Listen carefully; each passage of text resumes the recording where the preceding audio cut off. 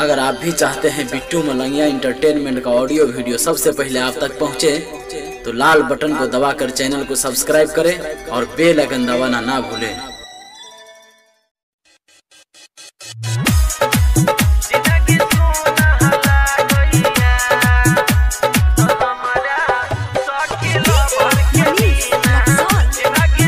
अपने सब सुन रहा छी बिट्टू मलंगिया एंटरटेनमेंट के। हमारा साखी भर के बिना जिंदगी सुना लागैया, जिंदगी सुना लागैया, तो भर बिना मन नहीं लागैया।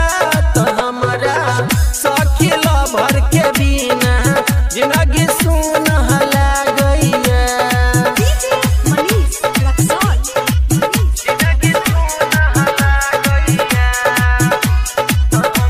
DJ Bittu Malangiya, DJ Bittu Malangiya, Madhubani. करबै अपलेटर से प्यार, उहे बनतै हमर भतार गे सखिया, बनतै हमर भतार। करबै अपलेटर से हम प्यार, उहे बनतै हमर भतार गे सखिया, बनतै हमर भतार। तो हमारा सखिया के बिना जिंदगी सुन लागैया। तो हमारा सखी भर के बिना जिंदगी सुन लागैया।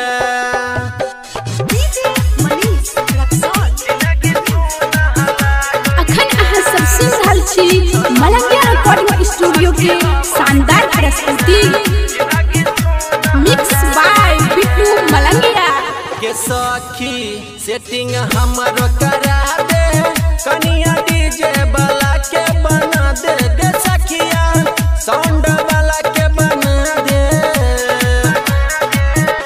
गे सखी। सेटिंग हमरो करा दे, कनिया डीजे वाला के बना दे गे सखिया, साउंड वाला के बना दे। तो चढ़लै 16 के गैजा बनिया, मन कहीं ना लागैया। तो हमारा सखी भर के बिना जिंदगी सुन लागैया। DJ Bittu Malangiya, DJ Bittu Malangiya, Madhubani.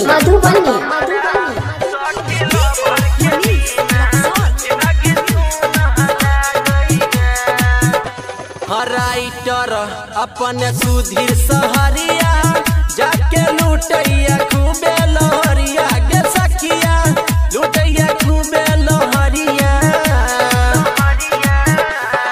चंदन रंजित विमल कहैया, दुर्गानंद लुटैया जाके लहरिया गे सखिया, शंकर लुटै लहरिया। तो गायक मदन कुछ कहीं ना, मन कहीं ना लागैया।